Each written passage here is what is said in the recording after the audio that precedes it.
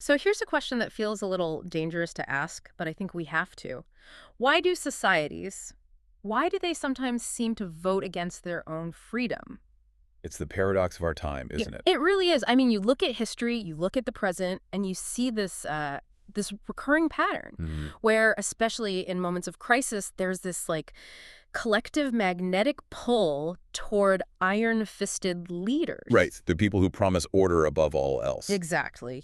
Crush dissent, control the press, centralize power. And the confusing part is often these leaders are popular, they're chosen. So the question is just why? It's the million-dollar question. And the answers we usually get are, well, they're pretty lazy, I think. You hear things like, oh, the people were tricked. Right. Or they just don't understand democracy. Or my personal favorite, those people are just bad. Exactly. But today, we're not going to look at this through that political lens. We're not looking at pundits or polls. We're going to try to look at this through a psychological lens. We're doing a deep dive into the work of a clinical psychologist, Iraj Abedini. And I love this approach because it feels so much more human. It is. And what makes Abedini's perspective so unique is that he calls this a clinical observation. He's not on a podium, he's sitting in a therapy room. Ah.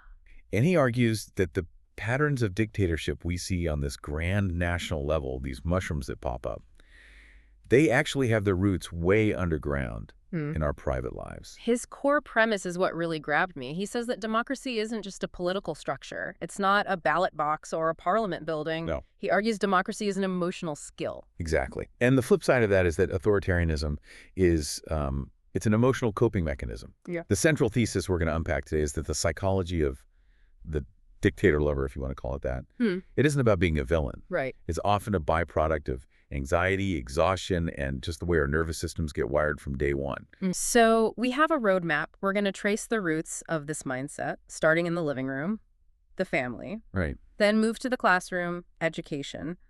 And finally, we're going to look at the nervous system itself, the neurobiology of why we sometimes just want to be told what to do. It's a journey from the micro right up to the macro. Let's start with the family. Abedini uses a phrase that really stuck with me. He calls the family the first laboratory of power. It's a powerful image. I mean, think about it.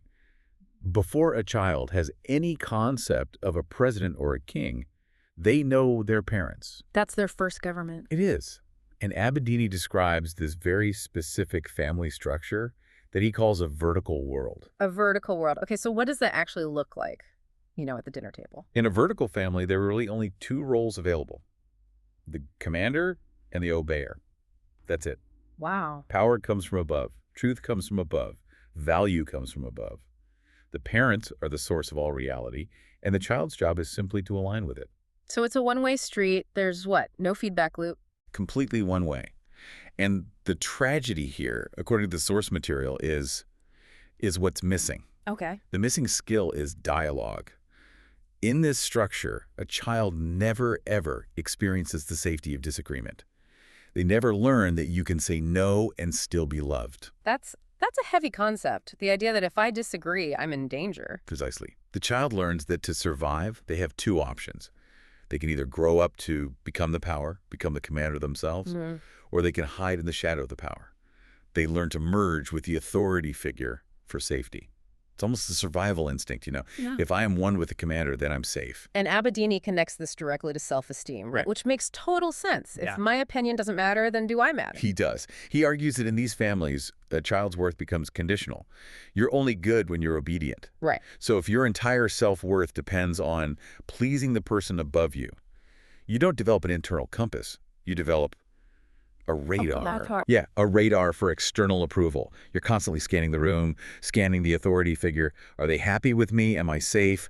What do they want me to be right now? And this is where it gets really interesting because we're talking about how this translates into adult politics. The source suggests when this kid grows up, they're unconsciously looking to do this all over again. That's the clinical observation. We tend to recreate what feels familiar, even if it's painful.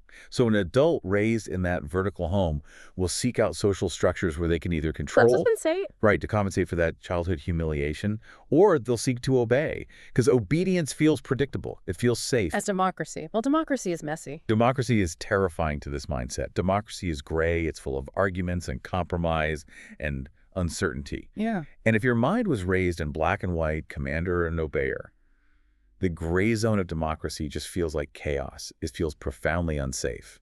So the dictator fear, they aren't just political. They're a psychological anchor for someone who was never taught how to navigate the messiness of freedom. Which brings us to one of the most profound concepts in the source material, and it's referencing the psychoanalyst Erich Fromm, the escape from freedom. I love this phrase. It just sounds so counterintuitive. I mean, who would want to escape from freedom? We're taught that freedom is the ultimate goal. We are.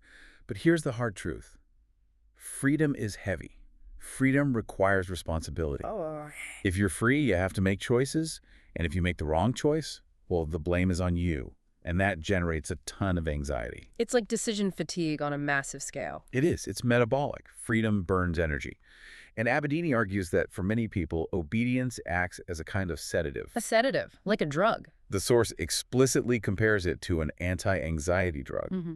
When you surrender your will to a strong leader, to an authoritarian system, you no longer have to worry about making the right choice. The leader makes it for you. The leader tells you who's good, who's bad, what's true, and what's false. It numbs the fear. It sedates the fear of complexity. Abedini gets into the neurobiology of security here. He points out that if a child is raised with, say, humiliation or unexplained punishment, their nervous system is basically conditioned to be on threat alert all the time. They're living in fight or flight mode. Exactly. Now expand that to a whole society. Imagine a society that's been living in a state of chronic crisis, economic instability, war, you name it, for years and years. The collective nervous system of that society just gets exhausted. And an exhausted brain hates complexity. It loathes it. When you're exhausted, you don't want a 10-point plan with nuanced trade-offs. You want someone to bang your fist on the table and say, I alone can fix it. Right. You want a world of good versus evil, us versus them. It removes that mental load. So the dictator acts as a, what did the source call it? A collective emotion regulator. Yes, and that's a crucial distinction. We often assume people support authoritarians because they're evil or maybe stupid. But the source argues we need a more empathetic analysis. Okay. People often support iron order because they're socially exhausted. They're just looking for someone to regulate their collective anxiety. That really changes how you look at political rallies, doesn't it? It's not just fervor. It could be a desperate need for certainty. It's a demand for simplicity in a world that feels overwhelmingly complex. Okay, so we've got the family setting the groundwork, the nervous system craving safety. Let's talk about the institution that bridges those two, the school. The source calls this the education of dependency. This is section 2 of our roadmap, the classroom. And Abedini critiques a very specific type of educational system, the kind that rewards memorizing the right answer. And punishes asking the right question. I think a lot of us can relate to that. The teachers at the front, they have the knowledge, and your job is to just spit it back out on the test. If you ask why, you're just stalling the lesson. Right. And what does that teach a child?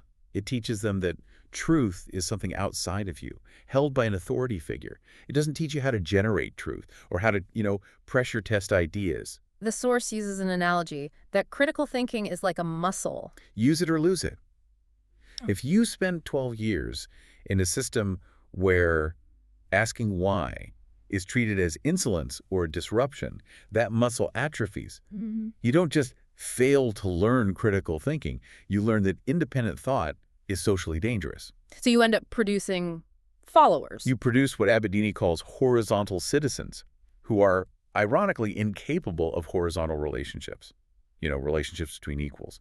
They are only trained for vertical relationships. They know how to look up for the answer. But they don't know how to look sideways at their peer and say, hey, what do you think? Exactly. And then a crisis hits. And this is the danger point. When a crisis hits, a pandemic, a recession, a war, a person educated this way doesn't look at their neighbor and say, how can we solve this together? They look up. They look for a hero. They look for a savior with a ready-made answer because they were never, ever trained to build the answer themselves. It's a pipeline from the vertical family to the vertical school, straight into the arms of a vertical political leader. It's a closed loop of dependency. Now, I want to pause here because I can hear a listener thinking, wait a minute, are you saying all authority is bad? Do we just let kids run wild? No laws? That is a vital question, and the source addresses this directly. We're not talking about anarchy. Abedini makes a very clear distinction between healthy authority and sick authority. Okay, let's define those. What's healthy authority? Healthy authority is like the structure of a building. The source uses the metaphor of pillars. Pillars hold the roof up, right? They provide structure and safety. But they let light and air pass through. Exactly. There are rules, but there's room to breathe. Healthy authority explains its reasons, it fosters growth, and most importantly, it allows itself to be questioned. A healthy parent or a healthy leader isn't threatened when you ask why. They see it as engagement. They might say, well, here's why we're doing it this way, or even, that's a good point, let's look at that. And sick authority. Sick authority is based on fear. It sees disagreement as a personal threat. It requires silence to survive. It's not a pillar. It's a wall. It blocks the light. So the litmus test for the listener, whether you're dealing with a boss, a parent, a politician, is pretty simple. Does this authority figure allow themselves to be questioned? And if the answer is no, if questioning is met with rage or punishment or exclusion, then you are dealing with sick authority. You're slipping into tyranny. That is a tool you can use tomorrow morning. That's so practical. It is, and it helps us distinguish between a leader who wants to serve and a leader who needs to control. Let's talk about how these authoritarian figures actually sell themselves, because they usually don't come out and say, I'm here to take away your freedom. No, never. They come with what the source calls political nostalgia. Ah, the good old days. Right. Make things great again. Restore our glory. The source points out that the human brain has this selective memory mechanism. When the present is painful or chaotic, the brain edits the past. It highlights the moments of safety and order, and it just edits out all the pain and the repression. So we remember the trains running on time, but we forget about the secret police. Exactly. It's a selective memory where the past just seems so much more orderly than the messy present. And authoritarian movements exploit this. Yeah. They use what Abedini calls the language of fascism. Which is beautiful. Surprisingly, yes.